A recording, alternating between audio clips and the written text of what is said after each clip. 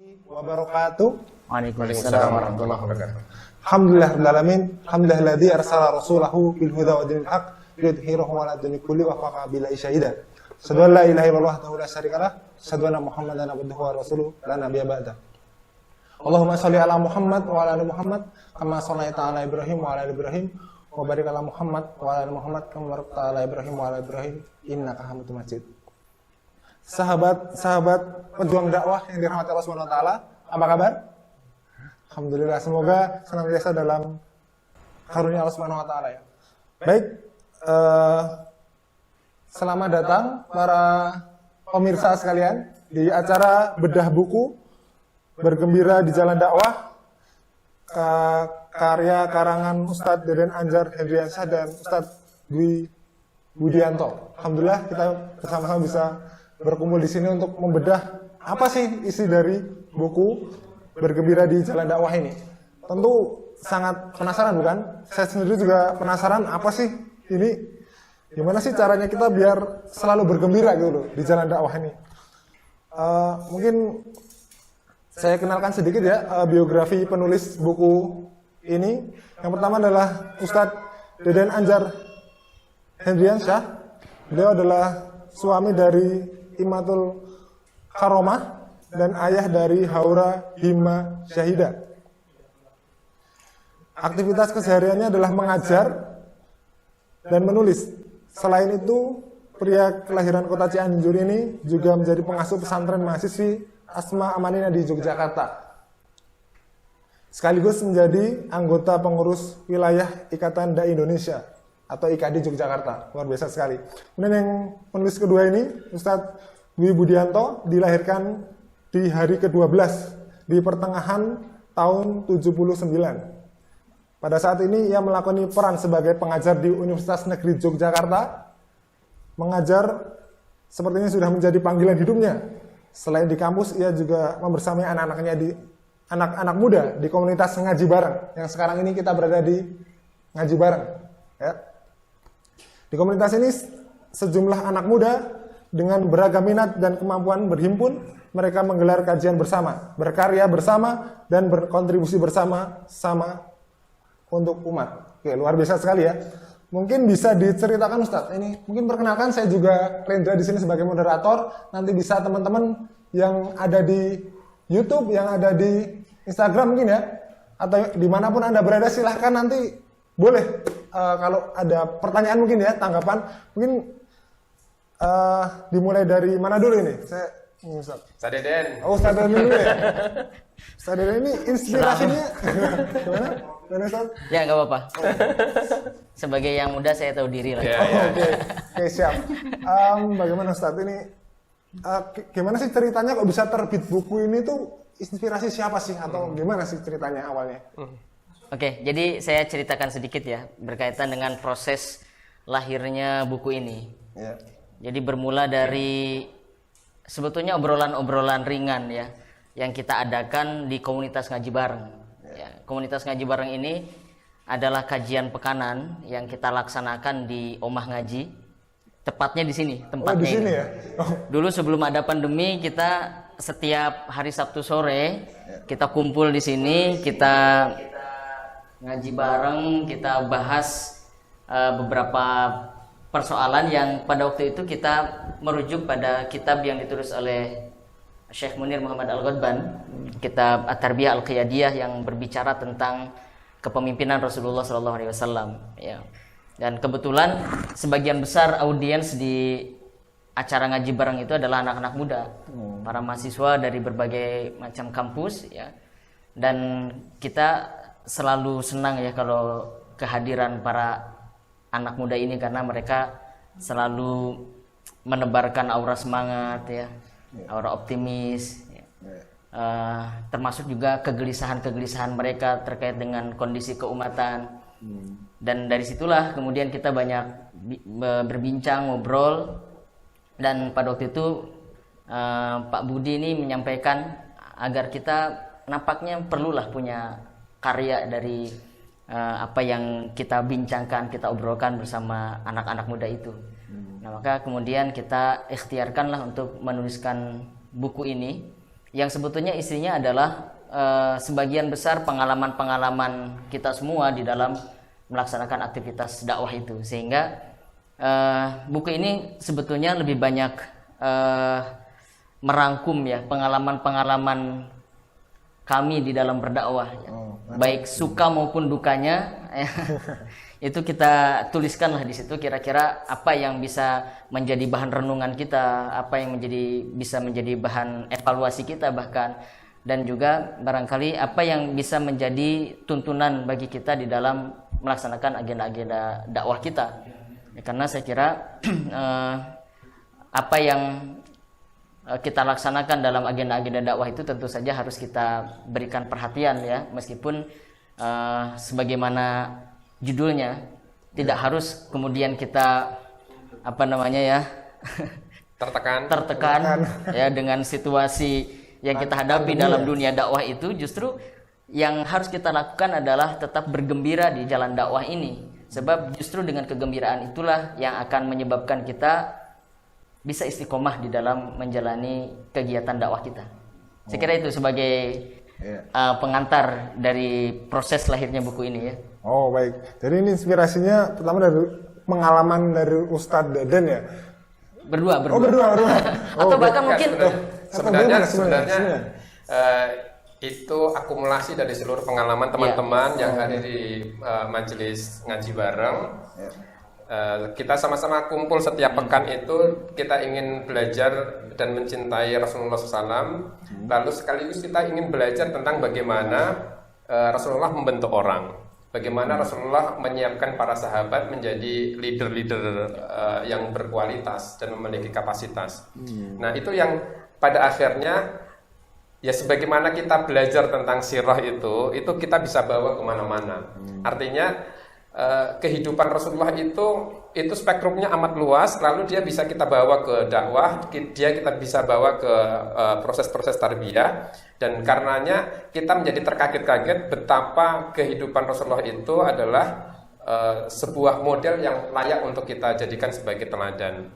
Lalu karena ruangan ini teramat terbatas, kita berkeinginan agar seluruh ide-ide yang berkeliaran di dalam majelis itu bisa untuk kita share ke luar, dan salah satu media yang kita pilih saat itu adalah buku.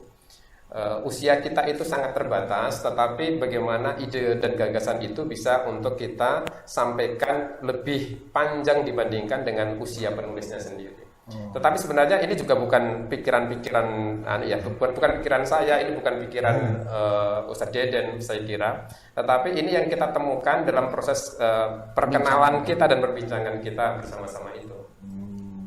Nah itu yang melandasi kenapa buku itu kita pilih. Gitu ya.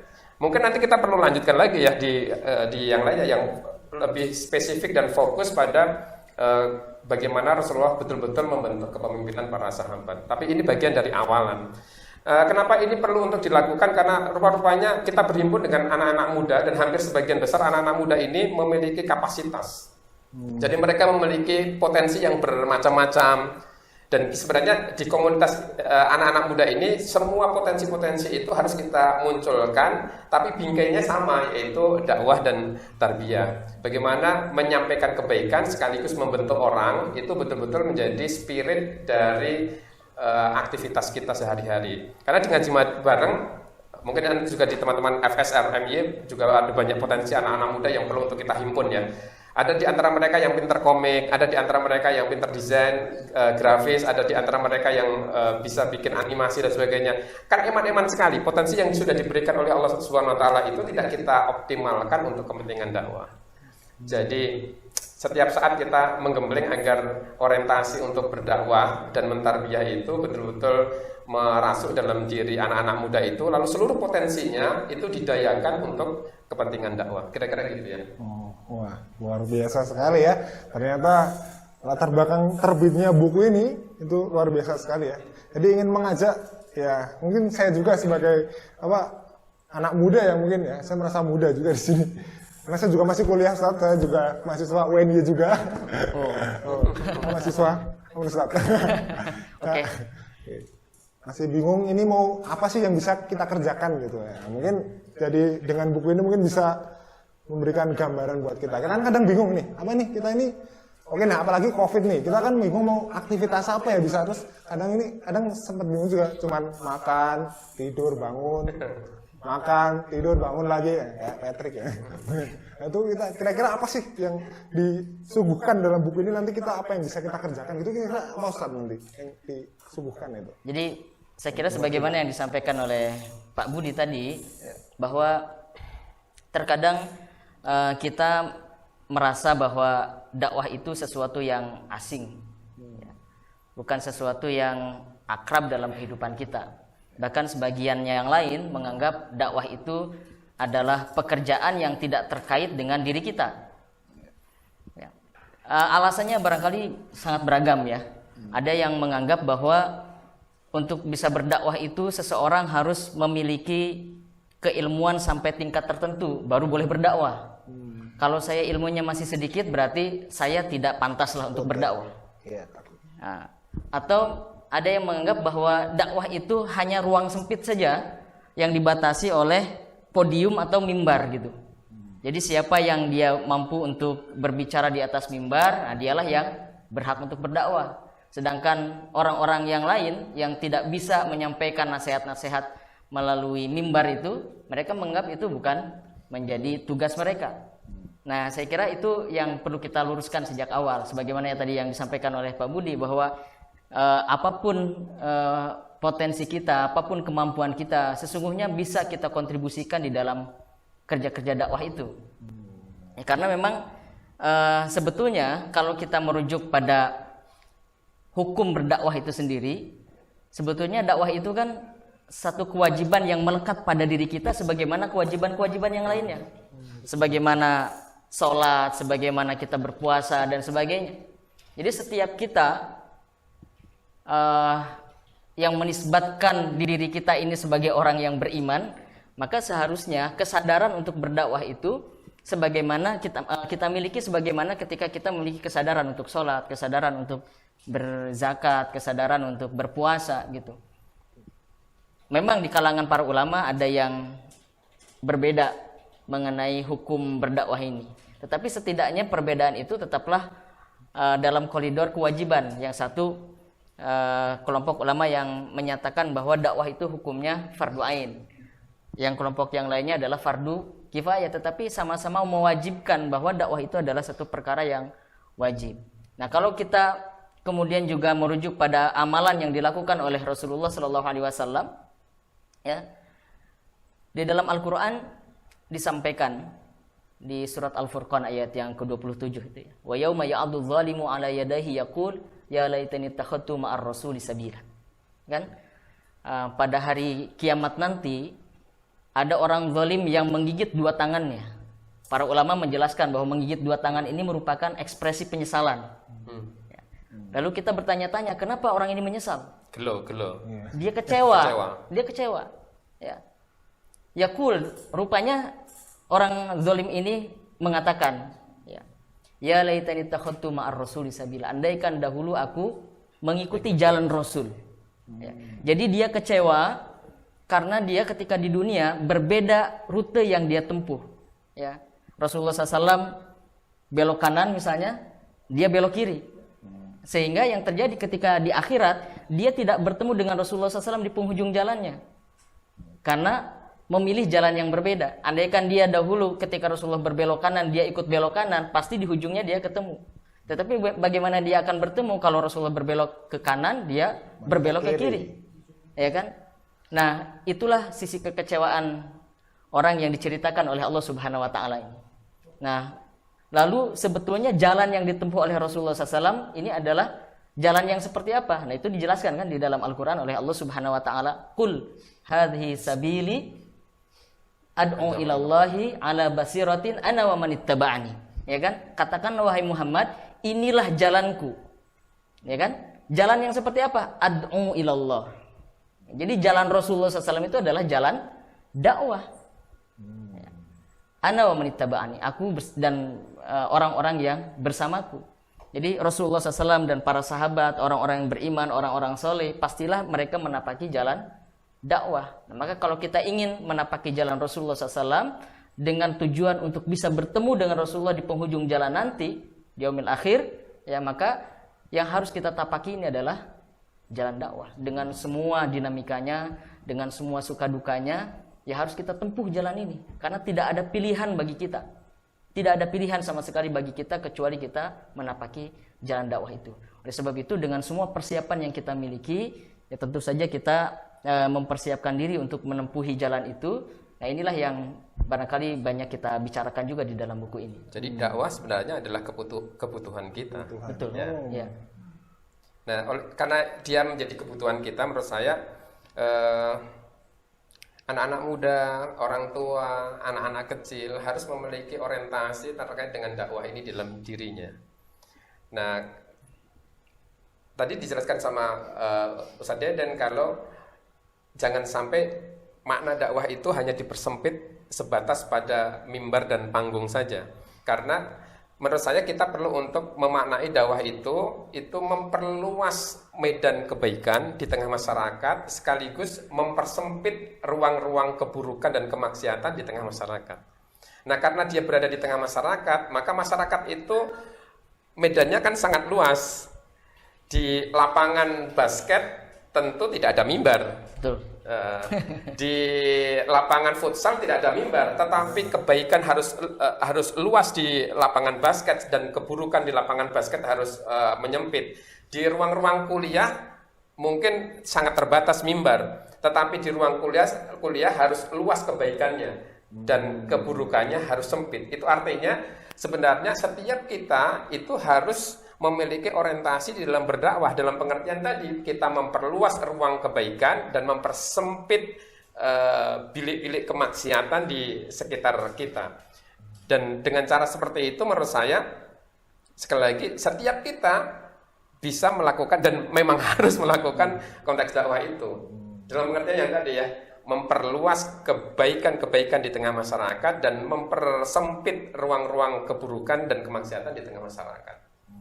Dan kompetensinya tidak sekedar ceramah di atas panggung, tidak sekedar dia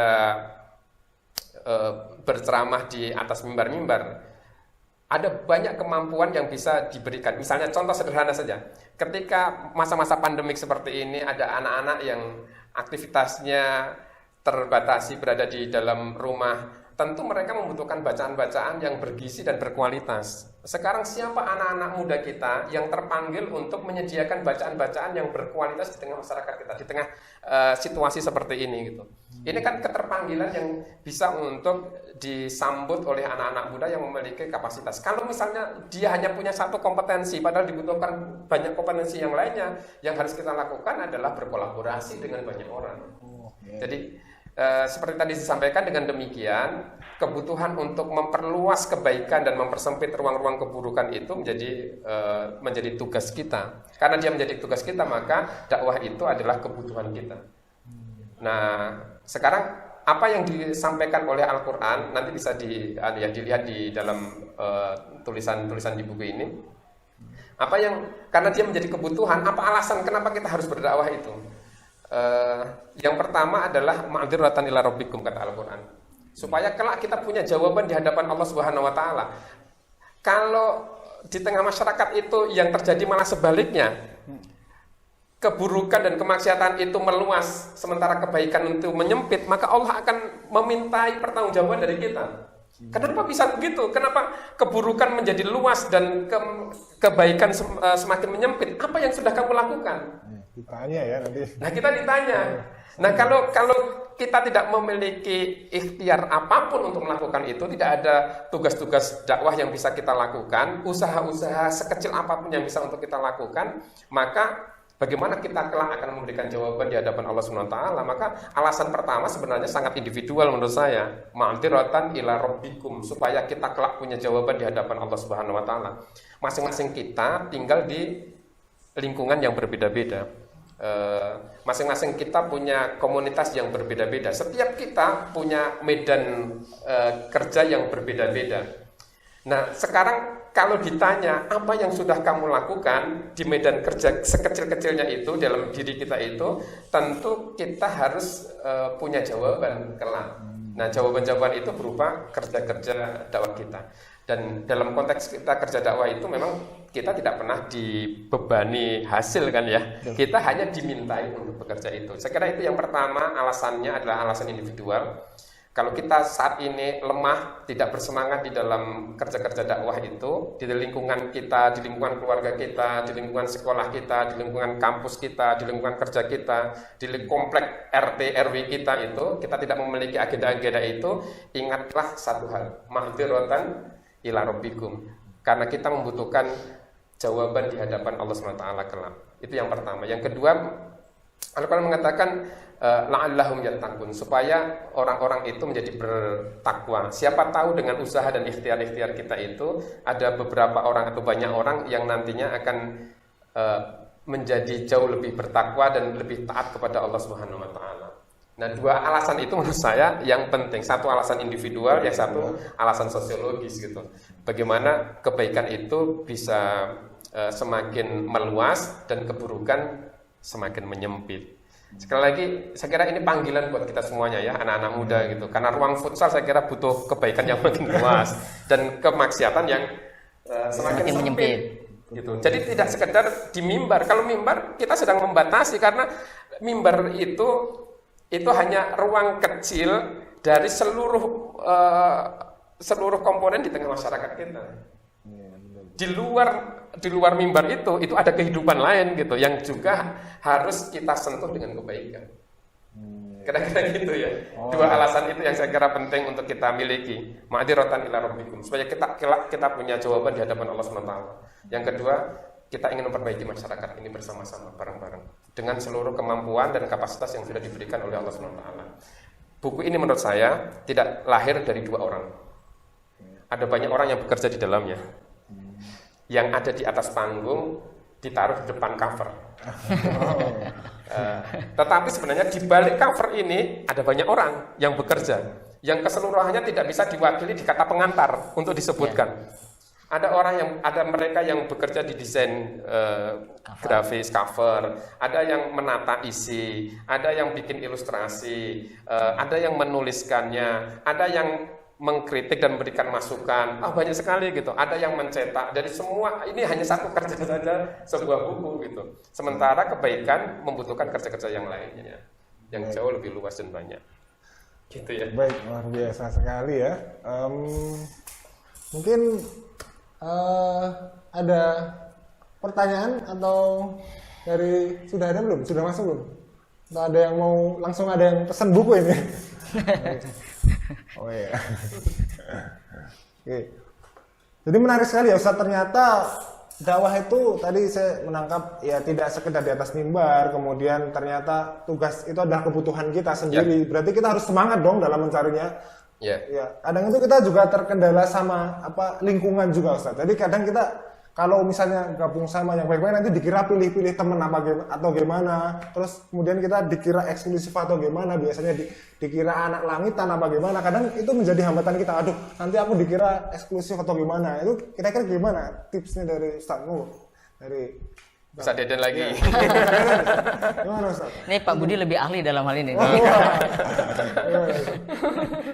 Ya, saya kira gini ya. Dakwah itu bukan kerja elit. Jadi tidak elitis. Kalau kerja elit, lalu bagaimana dia akan bersentuhan dengan masyarakat? Jadi dakwah itu adalah kerja yang amat membumi. Oleh karena itu, yang bisa untuk kita lakukan sebenarnya para dai itu harus membaur. Karena membaur itulah kenapa kita perlu untuk kolaborasi. Sekali lagi, kenapa kita perlu untuk kolaborasi? Anak-anak muda perlu untuk kolaborasi karena ada komunitas yang bisa didekati oleh satu orang, dua orang, tetapi orang yang lainnya dia tidak bisa untuk mendekati. Nah, saya kira sekali lagi kerja-kerja dakwah itu harus kerja-kerja yang sangat kolaboratif. Ada segmen masyarakat anak-anak muda yang harus disentuh oleh anak-anak muda. Ada segmen orang tua yang bisa disentuh oleh orang tua. Ini kalau yang dekati anak muda dikiranya keterlaluan.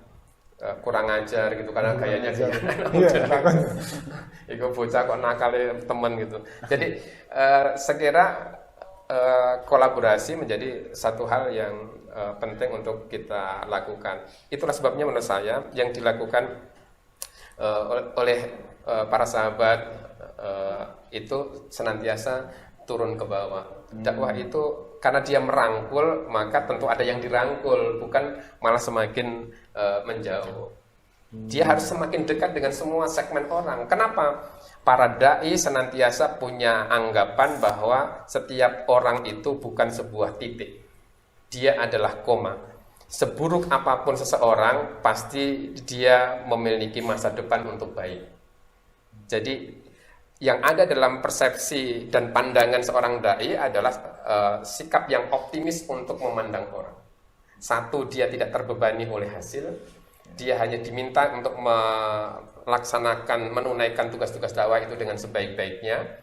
Yang kedua, kerja-kerja itu dia tunaikan dengan penuh optimisme karena hidayah Allah itu amat luas. Rahmat Allah itu amat luas.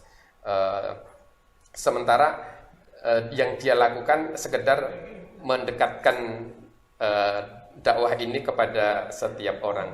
Itulah kenapa teman-teman sekalian, setiap dai itu pikirannya itu tadi ya, dia tidak melihat orang itu sebagai sebuah titik. Kalau wis wong iki brengkele gitu terus dianggap sebagai brengkele salawase selamanya gitu, kan enggak. Ada saat-saat ketika seseorang itu ternyata bisa berubah menjadi jauh lebih baik. Bahkan kadang-kala jauh lebih baik dibandingkan yang ngajak. Nah, itu saya kira yang kedua. Yang ketiga, setiap dai pasti punya pikiran kekuatan utama dari dakwah itu karena luasnya rahmat dan hidayah Allah Subhanahu wa taala. Bukan karena metode dia, bukan karena sarana dia, bukan karena pendekatan dia yang wow gitu. Seorang dai senantiasa menempatkan hidayah Allah itu sebagai satu hal yang amat kuat untuk mengubah seseorang. Jadi betapa ringannya karena pikiran-pikiran seperti itu, maka kenapa para dai nggak bergembira gitu? Tugasnya cuma menunaikan tugas dengan sebaik-baiknya saja kok. Iya. Nggak ada beban sama sekali sebenarnya. Gitu kan ya? Betul. Sadedin ya. Kalau kita berkaca pada apa yang telah dilakukan oleh Rasulullah SAW, memang kita jadi merasa kerdil ya, bahwa apa yang sudah kita lakukan hari ini barangkali belumlah seberapa dengan kalau dibandingkan dengan apa yang dilakukan oleh Rasulullah SAW tentu saja. Rasulullah itu ketika diangkat menjadi Nabi dan Rasul, beliau hanya sendirian saja kan? Beliau sendirian saja di tengah-tengah masyarakat yang kita tahu, bahkan sebutannya adalah masyarakat jahiliyah saat itu, karena kebodohan mereka terhadap syariat agama. Sedangkan kita masih bisa bersama-sama, saling mendukung, saling membantu kan? Rasulullah hanya sendirian saja. Tetapi dengan seluruh tekad, dengan seluruh kemampuan yang dimiliki oleh Rasulullah SAW, beliau istiqomah di dalam berdakwah dengan semua rintangan yang beliau hadapi. Satu persatu orang-orang lalu kemudian menjadi bagian dari perjuangannya. Nah, ini menjadi contoh sebetulnya bagi kita betapa Rasulullah SAW tidak pernah menyerah dengan semua situasi yang dihadapi, dengan semua karakter manusia yang dihadapi ya. Dan sangat beragam kan, orang-orang yang dihadapi oleh Rasulullah SAW itu sangat beragam, mulai dari orang yang memusuhi, orang yang ragu-ragu, orang yang mudah untuk diajak dalam keimanan seperti Abu Bakar ya, dan sahabat-sahabat lainnya. Dan itu pun ketika Rasulullah SAW sudah memiliki pengikut yang banyak, bukan berarti lalu berhenti dakwah itu, karena rupanya di tengah-tengah masyarakat kaum muslimin juga karakternya berbeda-beda gitu. Nah, jadi kalau kita berbicara tentang para sahabat radhiyallahu anhum itu, ya jangan kita berpikir bahwa semuanya sama karakternya, seperti Abu Bakar semua gitu ya, yang soleh-soleh gitu ya, yang nurut-nurut gitu. Lembut ya. Ya, kita tidak barangkali kita belum berbicara tentang sahabat-sahabat lain yang unik gitu, yang disitulah kemudian kesabaran Rasulullah SAW di dalam mendampingi mereka, membimbing mereka, ya, menempa mereka. Kita bisa melihat bagaimana kesungguhan beliau, kesabaran beliau di dalam menemani para sahabat itu sampai para sahabat itu kemudian disebut oleh Allah Subhanahu wa taala sebagai khair ummah, kan, sebagai umat yang terbaik. Nah, saya kira dalam hal ini keteladanan Rasulullah SAW harus menjadi energi kita, ya, di dalam mengajak orang lain pada jalan Islam ini dengan penuh kesabaran, dengan penuh kesungguhan, dengan penuh ketekunan, ya. Apapun situasi yang kita hadapi, termasuk juga situasi pandemi seperti ini, sebetulnya seharusnya tidak menyurutkan tekad kita untuk berdakwah menyeru umat, gitu. Karena sebetulnya persoalannya ada pada persoalan ideologis, ya.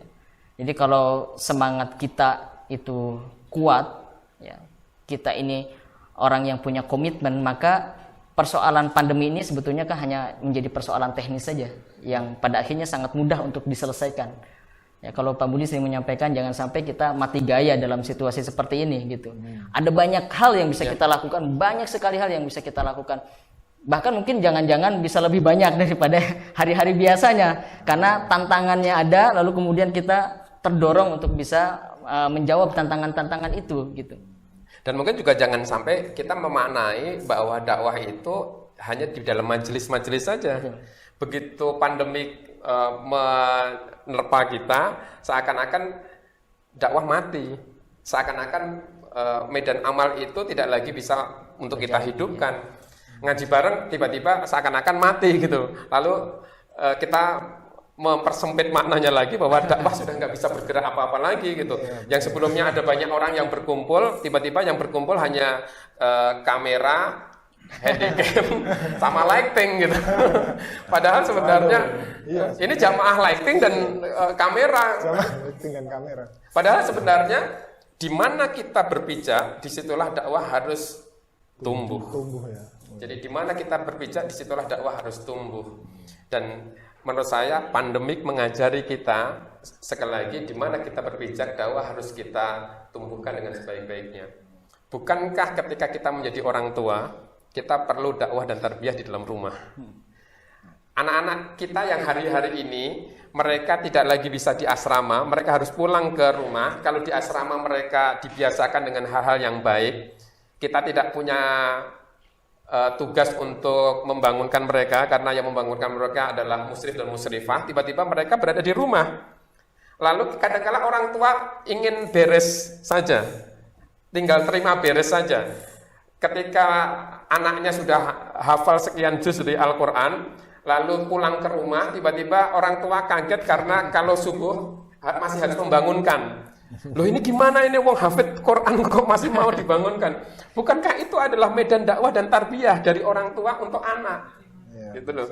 Jadi kenapa itu tidak kita pahami bahwa di dalam rumah kita sendiri dakwah dan tarbiyah itu perlu untuk kita nyalakan, jangan dipadamkan. Ketika para aktivis dakwah sekarang pulang ke rumahnya masing-masing, mereka sebelumnya ketika berada di kampus menjadi pegiat-pegiat masjid-masjid kampus, musola-musola kampus, mereka yang kerja, mereka menghidupkan musola-musola di tempat-tempat kerja masing-masing. Tiba-tiba mereka harus WFH.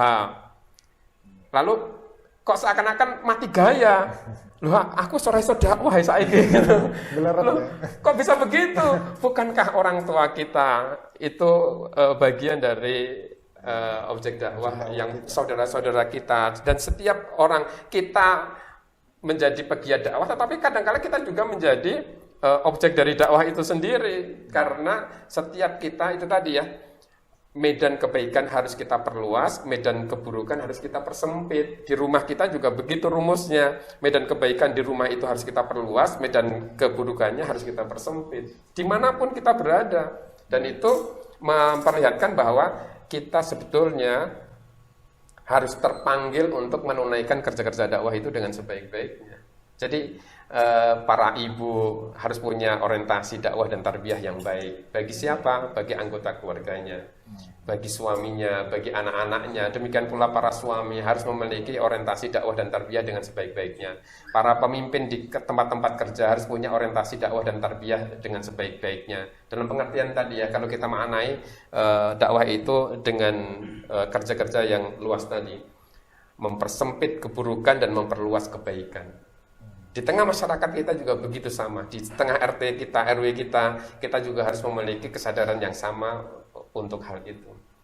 Jadi jangan sampai pandemik ini menjadikan kita mati gaya, seakan-akan kita tidak bisa melakukan apapun. Makanya seringkali kan di kajian-kajian daring itu kita menemukan pertanyaan-pertanyaan, bagaimana kita akan menghidupkan dakwah kembali dalam situasi seperti ini. Padahal sebenarnya dimanapun para dai itu tidak pernah mati gaya. Yang sebelumnya dia punya objek A, bisa jadi dalam medan yang lainnya dia punya objek yang berbeda, B atau C gitu. Karena dimanapun dia berpijak, siapapun yang dihadapi, dakwah itu harus dihidupkan dengan sebaik-baiknya. Saya teringat satu kisah berkaitan dengan kesulitan-kesulitan yang mungkin kita hadapi ya, atau kekurangan-kekurangan yang kita hadapi. Dulu di masa Rasulullah SAW ada seorang sahabat namanya Albah bin Zaid. Dia orang miskin, tidak memiliki harta yang banyak.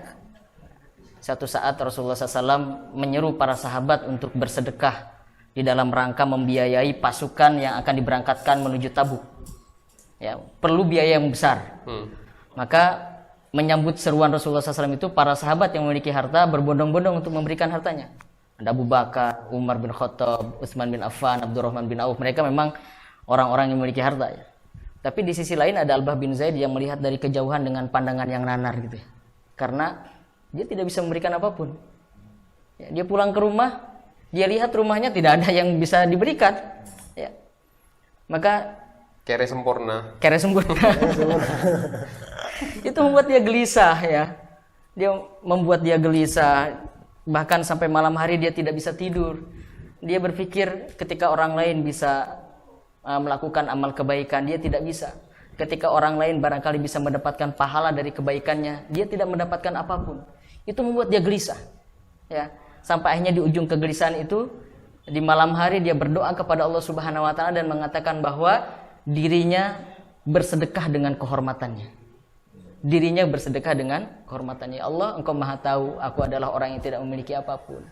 Ya, tetapi demi Allah aku bersumpah dan Engkau menjadi saksinya bahwa aku pada malam hari ini bersedekah dengan kehormatanku. Siapapun yang pernah melakukan kesalahan terhadap diriku, aku maafkan mereka semua.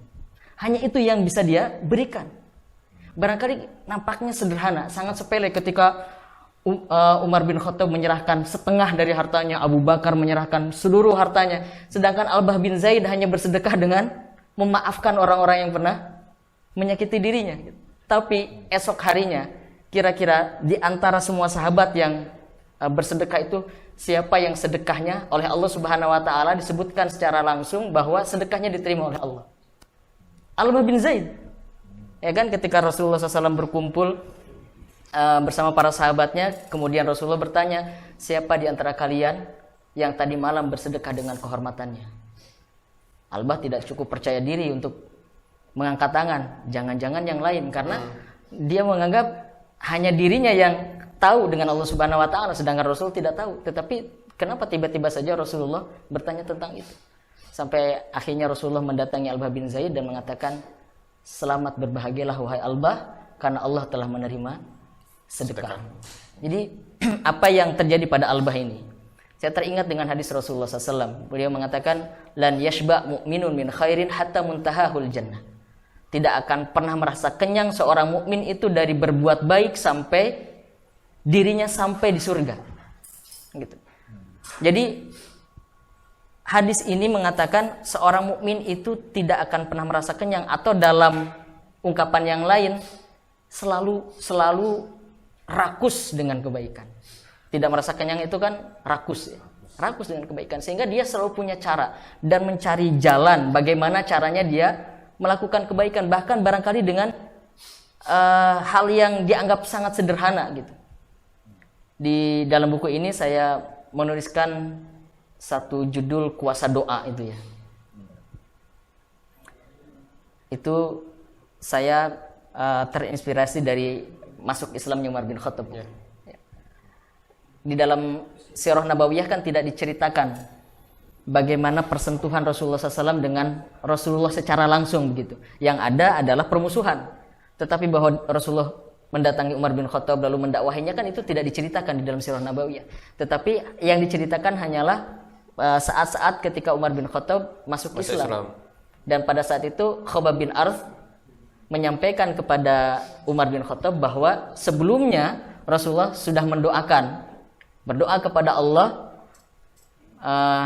mudah-mudahan agama ini akan dikuatkan oleh Islamnya salah satu di antara dua Umar, Amr bin Hisham atau Umar bin Khattab.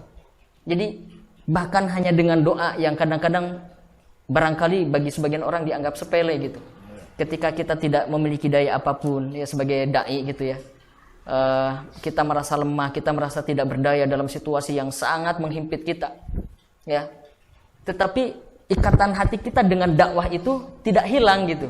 Bahkan hanya dengan mendoakan, ya Allah memang saya tidak bisa berbuat apa-apa, tapi mohon berikan petunjukmu kepada fulan, kepada saudara saya, kepada saudara. Karena dia masih punya ikatan yang sangat kuat dengan dakwah. Kalau orang tidak punya ikatan yang kuat dengan dakwah, barangkali justru saat-saat pandemi seperti ini malah dia manfaatkan untuk mencari alasan. Nah, berarti saya bisa santai nih. Saya tidak bertemu dengan jamaah saya tidak bertemu dengan anak didik saya. Wah, lagi pandemi wajar. Orang semua memahami lagi. Jadi alasan gitu. Padahal para sahabat merasa sedih dalam kisah yang tadi ya, kisah orang-orang yang bercucuran air mata itu, Al-Bakaun itu. Mereka merasa sedih karena tidak bisa berkontribusi. Jadi seakan-akan ada sesuatu yang mengganjal di dalam diri mereka ketika mereka itu tidak bisa berkontribusi. Kita anehnya merasa nyaman karena kita nggak berkontribusi.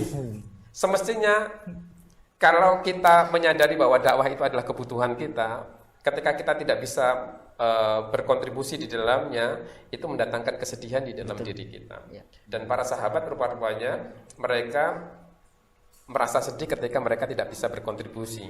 Tetapi Allah itu menakar kita, mengukur kita dari kapasitas kontribusi kita masing-masing. Itulah kenapa sedekah dari seluruh pahala-pahala yang dia peroleh ketika dia ditolimi oleh orang itu diterima oleh Allah SWT. Seakan-akan nggak logis sama sekali gitu. Apa ini gitu. Tetapi ternyata yang dilihat adalah spirit dan semangatnya itu. Nah, saya kira ini yang perlu untuk kita hidupkan, teman-teman sekalian, sahabat-sahabat sekalian, spirit untuk menghidupkan dakwah di semua tapak kaki kita, dimanapun kita berhadapan dengan siapapun, maka spirit yang ada adalah menebarkan kebaikan dengan cara-cara yang ma'ruf dan baik. Kalau kita coba perhatikan dalam kehidupan Rasulullah SAW, ada pertemuan Nabi dengan para sahabat itu di majelis-majelis ilmu, dan disitulah Rasulullah SAW menyampaikan dakwah dan tarbiyahnya. Tetapi rupa-rupanya tidak hanya itu. Kebersamaan dengan para sahabat dalam situasi dan kondisi apapun itu senantiasa kontennya itu adalah konten-konten kebaikan. Tidak ada satupun di antara konten-konten itu yang lepas dari itu. Bahkan candanya pun adalah canda-canda yang penuh dengan kebaikan. Ketika bersama dengan anak-anak muda, kita melihat misalnya kebersamaan Rasulullah SAW dengan Mu'adz bin Jabal, dan yang bercerita adalah Mu'adz bin Jabal sendiri. Aku membonceng Rasulullah SAW. Lalu beliau menyampaikan bla bla bla bla. Itu artinya ada peristiwa berbonceng bareng dengan anak muda. Suatu saat Ibnu Abbas bercerita, aku berboncengan dengan Rasulullah SAW. Jadi kira-kira medannya kan bermacam-macam. Oh, ini pas kebersamaan dengan anak-anak muda. Di era sekarang mungkin kebersamaan dengan anak-anak muda itu bentuknya bisa bermacam-macam. Bisa nyepeda bareng, bisa futsalan bareng, bisa kulineran bareng, atau bisa apapun, membuat konten kreatif bareng bersama-sama. Tetapi di setiap kebersamaan itu senantiasa ada kebaikan ya. Dan mempersempit keburukan.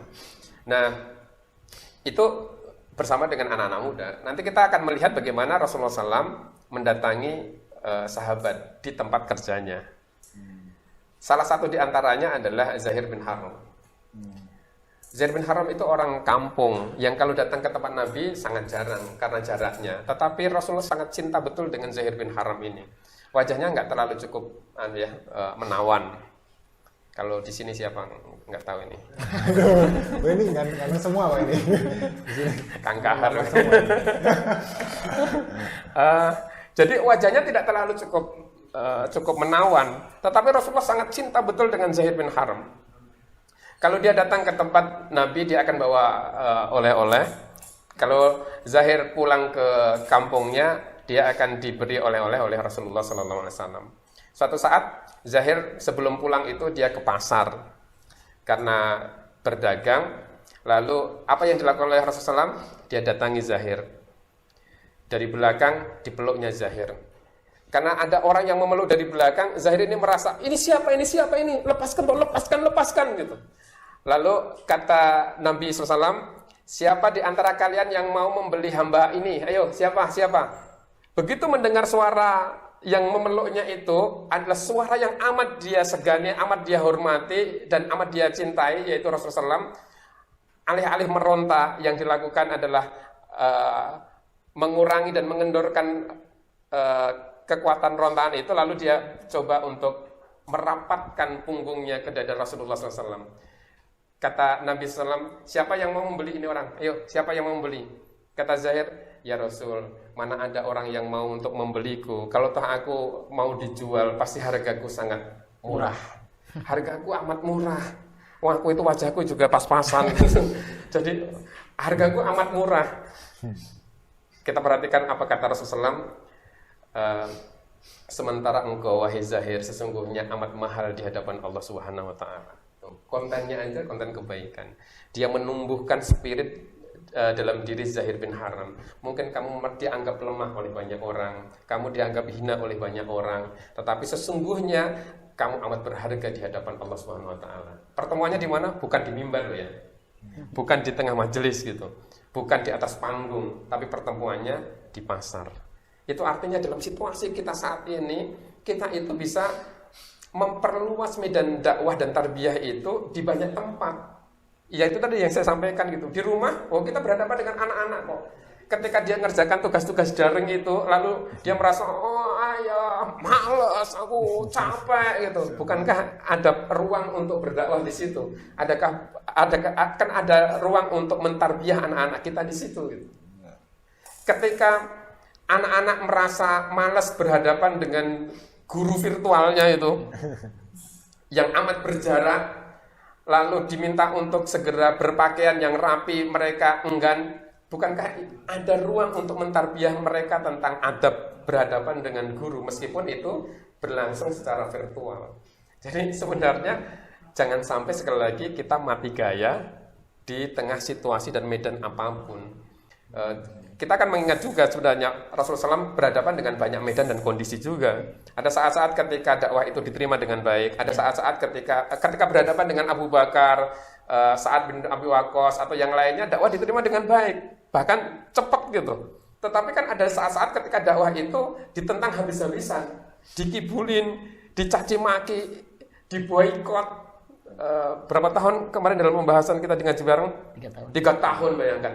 3 tahun itu kita baca saat ini, tapi bagi yang melakoni itu mungkin juga persis seperti halnya ketika kita merasakan acara lockdown ini gitu. Ini sampai kapan gitu. Ya, selesai. Jadi Belum ada setahun ya. padahal ini belum setahun. Rasulullah itu lockdown itu 3 tahun gitu. 3 tahun. Lockdown. Sudah ada lockdown. Kalau kita masih bisa ini ya, GoFood gitu ya. Kita masih bisa GoFood, kita masih bisa berbelanja, kita masih bisa main kemana-mana. Antum yang belum nikah masih bisa untuk nikah gitu. Semuanya akses ditutup di masa Rasulullah kan? Sementara akses kita itu masih dibuka. Sementara akses di masa Rasulullah itu betul-betul ditutup. Yang mencintai Bani Hashim, yang mencintai kabilah lain tidak bisa menikahi gitu. Itu kan longsor banget gitu.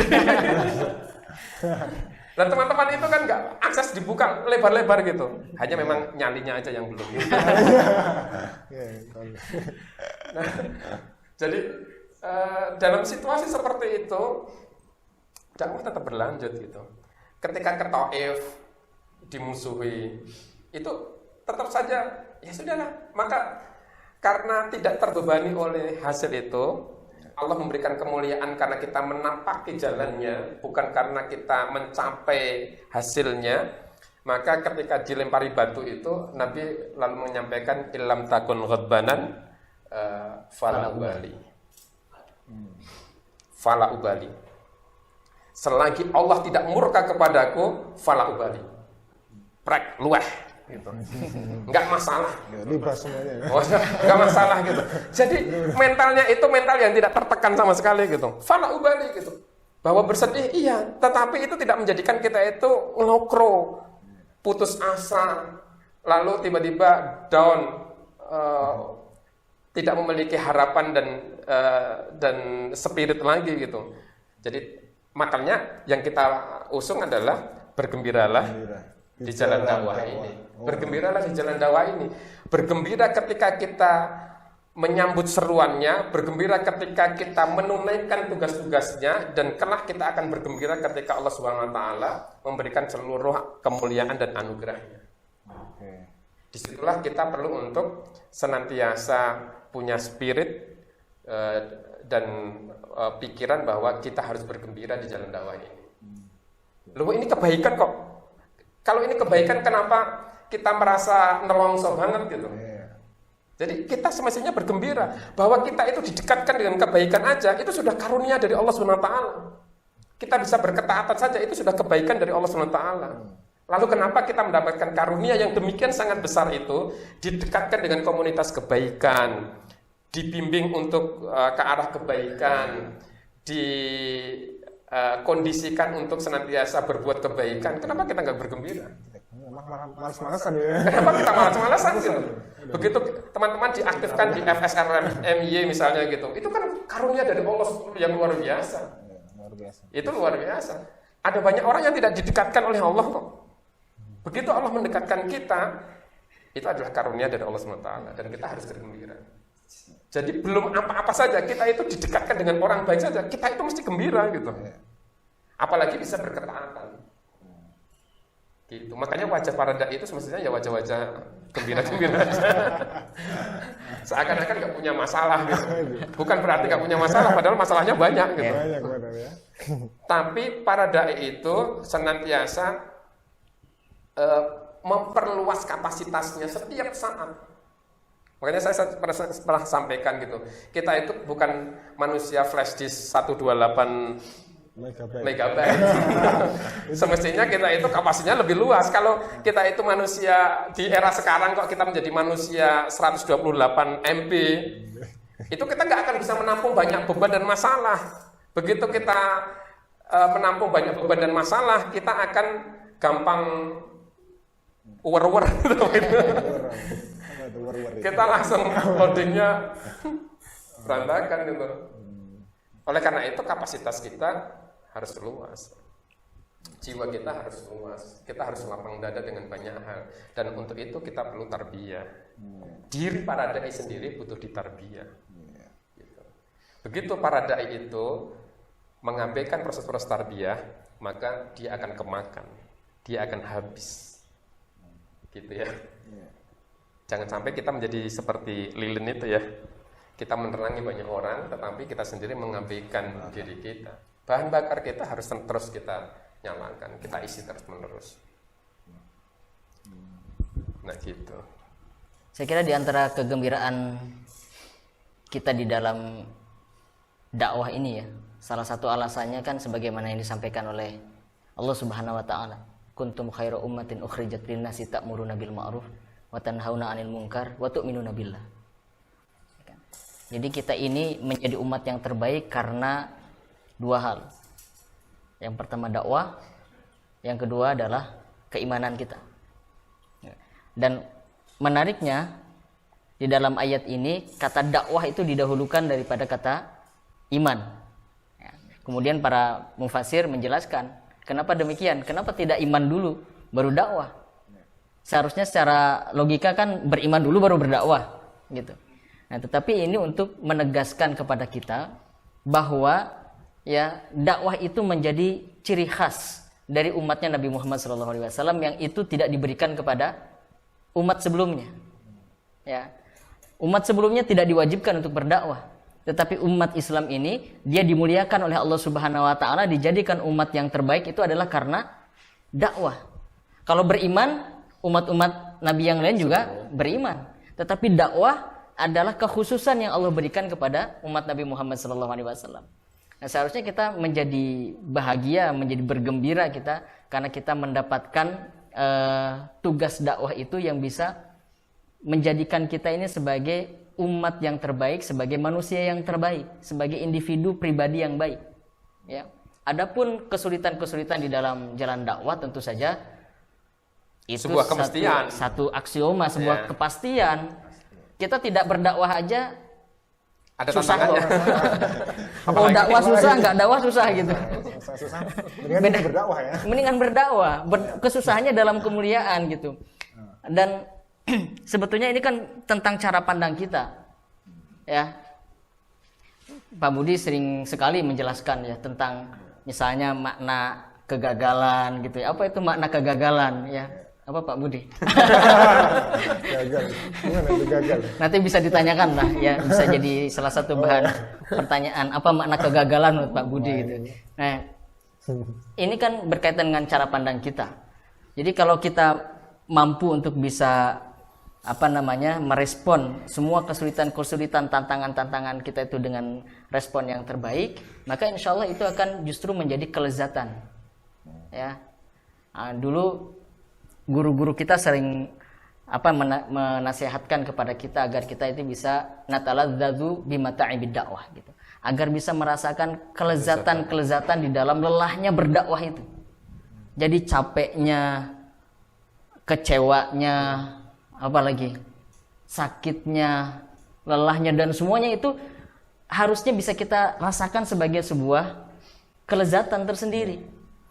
Tetapi itu semua bisa kita lakukan kalau kita bisa memahami makna yang sedang kita lakukan itu dan bisa menghayati apa yang kita lakukan.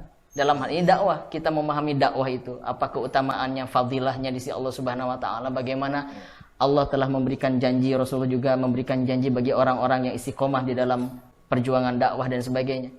Kan kalau kita memahami fadilah itu, keutamaan itu, saya kira itu akan membuat sirna seluruh kelelahan-kelelahan kita, rasa kecewa kita, rasa sakit kita hilang semuanya karena ada janji Allah Subhanahu Wa Taala yang Allah janjikan untuk diberikan kepada kita di ujung perjalanan dakwah kita nanti. Dan kita juga bisa merasakan itu, kelezatan di dalam kelelahan-kelelahan dakwah itu kalau kita menghayati prosesnya. Jadi kita terjun di dalamnya, tidak hanya sekedar tahu saja, tetapi kita betul-betul merasakan ketika lelahnya berdakwah, merasakan ketika kecewanya di dalam dakwah, ada perasaan-perasaan seperti itu barangkali. Ya, tetapi gimana? Penolakan juga. Ya, penolakan, ya. Itu bisa kita rasakan sebagai sebuah kelezatan kalau kita paham apa itu hakikat dakwah. Kalau kita menghayati bagaimana rasanya kita berjuang itu. Ya kan? Kalau saya umpamakan dalam buku itu seperti kita merasakan kopi, ya. Jadi yang bisa menikmati pahitnya kopi itu adalah orang yang tahu tentang kopi, ya, dan punya pengalaman yang panjang menikmati kopi itu. Nah, tapi saya termasuk orang yang tidak tahu tentang kopi sebetulnya. Jadi saya hanya mengumpamakan saja. Karena ketika orang berbicara tentang kopi itu saya hanya diam saja. Karena memang tidak tahu. Nah, itu bedanya orang yang tahu dan menghayati ya. Karena saya tidak mengetahui tentang kopi dengan berbagai macamnya itu ya. Orang berbicara nikmatnya kopi ini, saya rasakan ya sama saja pahit gitu. Ya kan, karena saya tidak tahu. Nah, bagi orang-orang yang tidak memahami dakwah begitu ya, dan tidak mau terjun di dalamnya merasakan begitu, ya akhirnya yang terlihat di dalam dakwah itu semuanya pahit saja gitu. Tidak ada gembira-gembiranya sama sekali. Apa sih orang berbicara bergembira dalam dakwah gitu? Saya kok rasanya pahit aja di dalam dakwah itu gitu. Ya dia belum memahami hakikat dakwah itu. Ya, belum menghayati bagaimana rasanya suka duka dalam perjuangan itu. Justru yang kita rasakan adalah kebahagiaan, kegembiraan ya. Nah, makanya Itulah saya kira beberapa hal yang kami sampaikan juga di situ ya. Ya pengalaman-pengalaman yang sedikit dari apa yang kita rasakan di dalam perjuangan dakwah itu. Kalau kita perlu untuk menikmati kelezatan di dalam dakwah, mungkin bahasa lainnya sekaligus para dai itu jangan sampai minta untuk dilayani di jalan dakwah itu. Betul. Kita jangan menjadi pribadi-pribadi yang manja ketika berada di jalan dakwah. Karena para rasul, para nabi, mereka di jalan dakwah itu tidak bertabur dengan fasilitas. Mereka penuh dengan tantangan, mereka penuh dengan ujian, dan karenanya kita perlu untuk menikmati jalan dakwah itu dengan sebaik-baiknya. Jangan sampai kita sekali lagi minta untuk dilayani. Wong dai kok minta dilayani gitu. Dai kok minta difasilitasi gitu. Kalau tak ada fasilitas itu bagian dari anugerah dari Allah Subhanahu wa taala. Tetapi kita itu jangan sampai kehabisan gaya ketika kita tidak mendapatkan fasilitas sama sekali.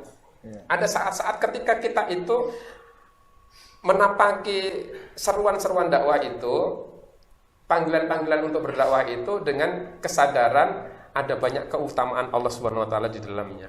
Kalau tak ada rintangan, pikiran kita itu ini di balik ini nanti akan ada apa ya? Di balik ini ada karunia Allah Subhanahu wa taala yang seperti apa ya gitu. Dan kita akan semakin bersyukur kepada Allah Subhanahu wa taala. Bukankah ketika Nabi SAW ditentang di Taif ada peristiwa kecil tentang keberterimaan adas yang tidak pernah diduga sama sekali dan seterusnya gitu. Jadi senantiasa ada karunia Allah di balik ujian-ujian itu, dan bagi para dai itu sebuah kenikmatan yang sangat luar biasa. Itulah sebabnya teman-teman sekalian, sahabat sekalian, salah satu hal yang harus dimiliki oleh setiap kita, jangan sampai kita menjadi pribadi-pribadi yang manja di jalan dakwah ini. Jangan pernah menjadi pribadi yang manja. Nggak bergerak kalau nggak ada fasilitas. Gitu. Fasilitas itu anugerah. Gitu. Sekali lagi, fasilitas itu anugerah dari Allah SWT. Kalau kita itu sudah pantas untuk mendapatkan semuanya, insya Allah Allah akan datangkan pada kita. Tapi jangan pernah beralasan untuk tidak bergerak gara-gara tidak ada fasilitas sama sekali. Anda yang bergerak di fakultas, di SKI fakultas, ada yang bergerak di sekolah, ada yang bergerak di remaja-remaja masjid. Jangan pernah kehilangan ide dan kreativitas, tidak mau bergerak sama sekali karena tidak ada fasilitas. Jangan pernah bergerak. Nanti kalau kita sudah memiliki portofolio kebaikan di dalam amal-amal dakwah itu, insya Allah Allah jauh lebih mudah untuk mendatangkan fasilitas buat kita semuanya.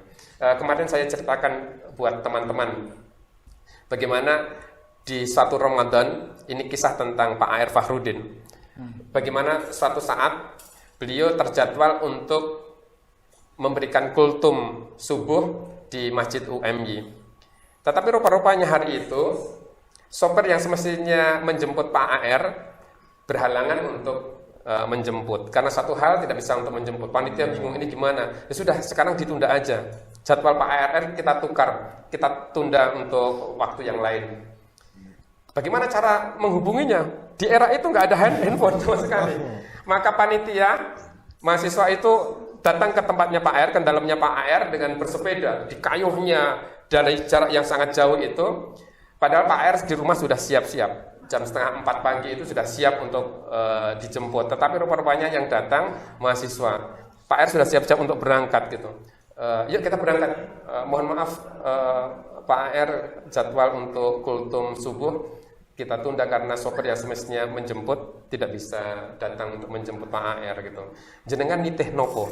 Kesininya nitih apa? Anda kesini datang dengan apa? Dengan sepeda ontel Pak gitu. Kata Pak AR, ya sudah sekarang kita berangkat pakai sepeda ontel. Saya tak bonceng gitu. Masya Allah teman-teman sekalian.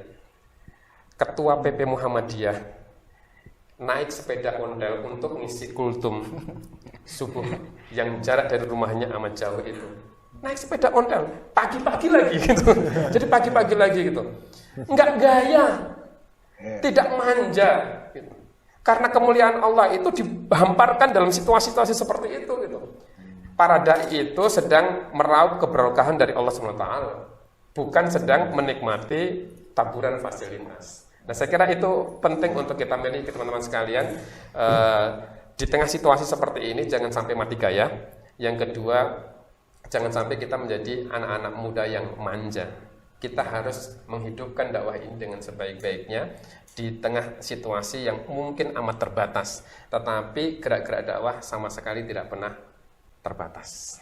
Wah, luar biasa. Gitu ya. Mohon maaf Ustaz, ini mohon sebentar karena kita sudah mau Oke, off-air ya. ini karena sangat menarik sekali sebenarnya perbincangan kita tentang dakwah ini, bergembira di jalan dakwah. Wah, luar biasa. Jadi ternyata banyak sekali keutamaan dakwah yang mungkin saya juga baru tahu ya.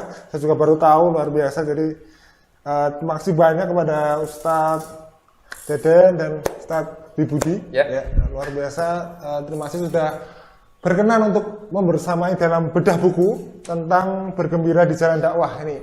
Ini bisa didapatkan ya, bisa pesan ke ngaji bareng bisa, atau langsung di Ustadz juga bisa ya. Kita lihat mana ini. Ya, bisa pesan ke kami, bisa lihat di nomor di bawah ini ya. Paling ada di caption, nanti bisa ditulis ya kalau mau pesan bukunya. Mungkin gitu. Mungkin itu yang bisa kami bersamai. Sekali lagi terima kasih kepada para pemirsa dimanapun Anda berada. Semoga dengan acara ini bisa terus berlanjut lagi Ustaz. Harapannya bisa kita semakin semangat dalam berdakwah dan juga kita pastinya bergembira di jalan dakwah ini. Amin. Allahumma amin. Sekali lagi kami di sini, saya mewakili teman-teman kru di sini, kameramen semuanya yang ada di sini. Mohon maaf jika banyak kekurangan kesalahan. Mungkin itu dulu. Sekian, marilah kita tutup dengan membaca tahmid dan doa penutup majelis. Alhamdulillahirrahmanirrahim. Mungkin sekian, saya Rendra Ananta mundur diri. Mohon maaf sekali lagi. Assalamualaikum warahmatullahi wabarakatuh. Waalaikumsalam warahmatullahi wabarakatuh.